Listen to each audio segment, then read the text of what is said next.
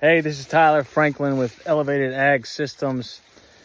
I want to show you all something that's very evident to me in the field. Hopefully I'm able to illustrate it to you all so that you can see it too. We talk a lot about the drought tolerance, I guess I should say the ability to withstand drought better with these legume cover crops, specifically the vetch program that we've developed, and how it really helps these plants handle stress through multiple different avenues and multiple agronomic reasons. We're getting more potassium in the plants because potassium is the number one limiting nutrient during drought stress. The more potassium we have in a plant, the better we're able to combat drought.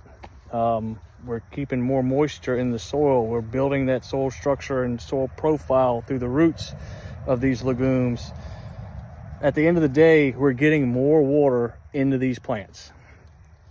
And this particular field where I'm standing had the stand of cover crop was not very uniform. There were areas that were weak and there are areas that were really strong.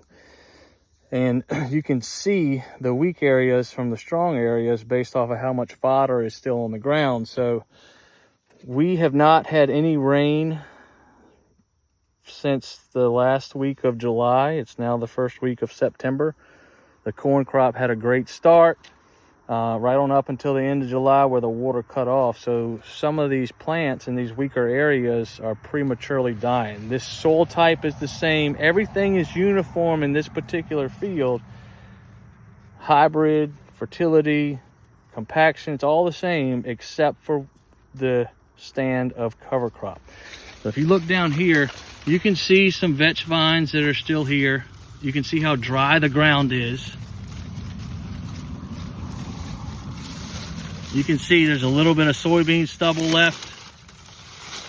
This was one of the weaker areas that did not have a lot of that vetch cover. And some of the better areas in this field, the vetch cover when we rolled it before we planted was that thick.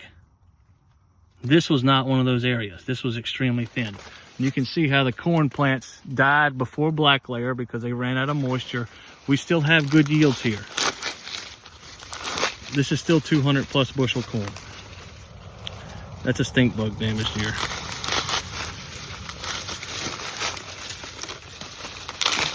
But what I really want to show you is that if you walk 60 feet, the corn turns dark green. This corn is still living. Hadn't quite reached black layer. So I'm gonna maximize kernel size on these ears. These are gonna be heavier compared to what's back there. The only difference is how much fodder was left on the ground. I don't care if you're irrigating or you're planting corn in the marginal soils. This is a program that will help you regardless of the season that you see in 2026. And I love saying this because it's one of very few practices that farmers can implement that not only increases your yields, but can also save you money on the front side. So we can cut back on some of our inputs. And we can walk you through that in the springtime.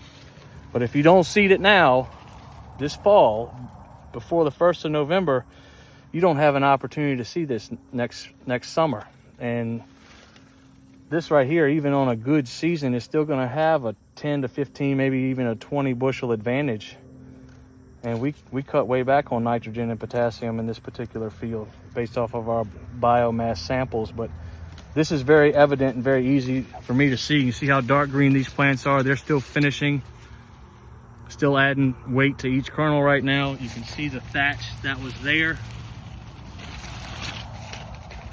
And then this thin area where the plants prematurely died.